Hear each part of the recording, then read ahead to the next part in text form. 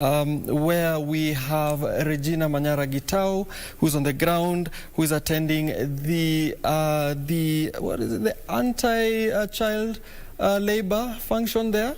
Please, Regina, tell us what's happening.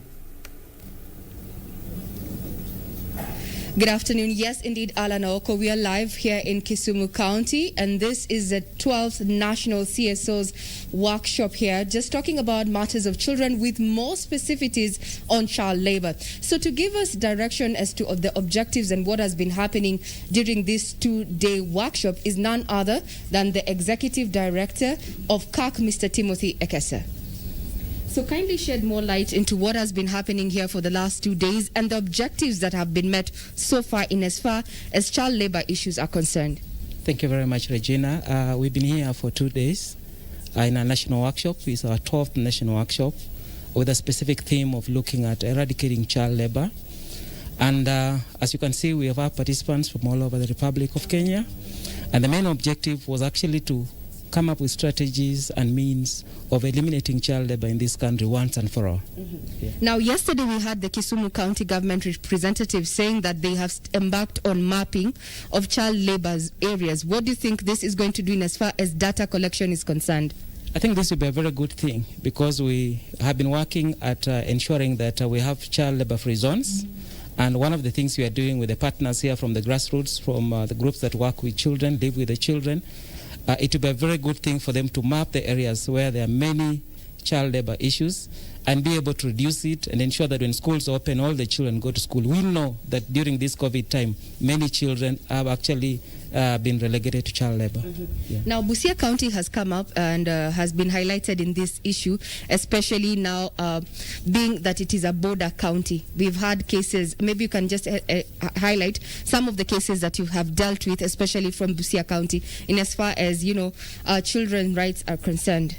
I think as the partners have shared, Busia is an entry into Kenya, and we know it's also a border town where we have a lot of cross-border children, cross-border trucks. It is actually the exit of Kenya, and we know very well that many children are involved in sexual violence and also trafficking.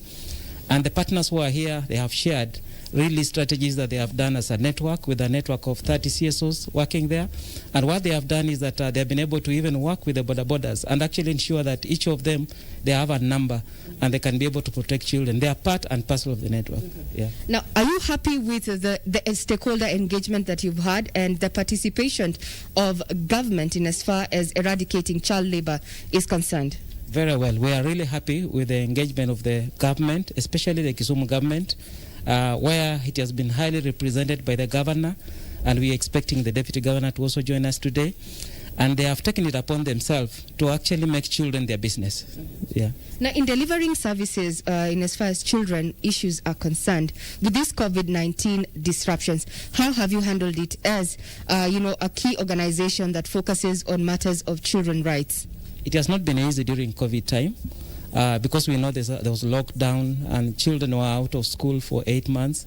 And what we've been doing with our partners is that we had to come up with innovative ways of still reaching the children through the religious institutions who meet with the partners every week, and also using the local administration to be able to reach children at their level, ensuring that we also provide masks, face masks, and some groups here have also been even providing medicine for the children who are on HIV/AIDS, the package, so that we ensure that they don't actually suffer this time. We did not go on lockdown as CSOs. We've been working, because if we went on lockdown, then by next year we will not have any children going to school.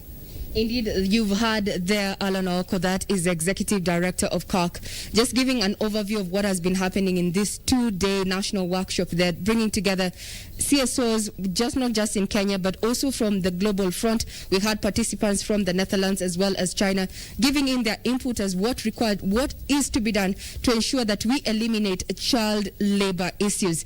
The hashtag has been child labor affects all, and it's not just a one-person thing or a one organization initiative. It's supposed to be all inclusive.